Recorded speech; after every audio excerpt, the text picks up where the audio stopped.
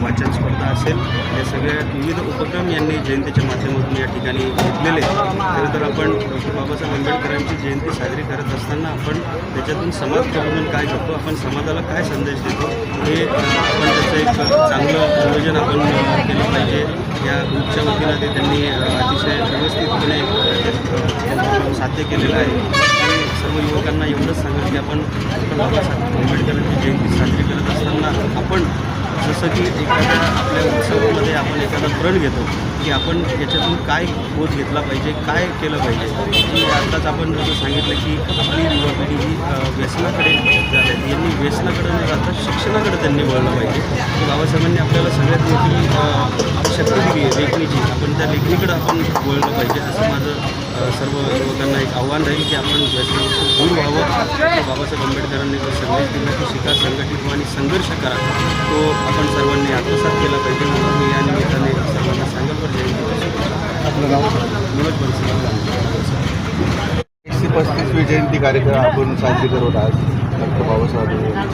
आज तुमच्या संघटनेकडून, तुमच्या ग्रुपकडून काय काय कार्यक्रम आयोजित करण्यात आले? सर्वप्रथम विश्वरत्न डॉक्टर बाबासाहेब आंबेडकर यांच्या 135वी जयंतीनंतर आम्ही आज भोजनदानाचा कार्यक्रम केला होता.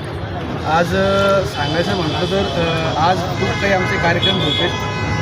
जसं की आपण भोजनदानाचा कार्यक्रम ठेवला, आणखी वापस वाचन स्पर्धा ठेवली होती, त्यानंतर वापस संगीत खुर्ची ठेवली होती. बरेच असे विविध प्रकारचे कार्यक्रम घेतले आम्ही. बाबासाहेबांच्या आशीर्वादानं आज ज्या समाजाला गाडीत बसायला इटावर आज त्याच समाजाकडं गाड्या आल्यात.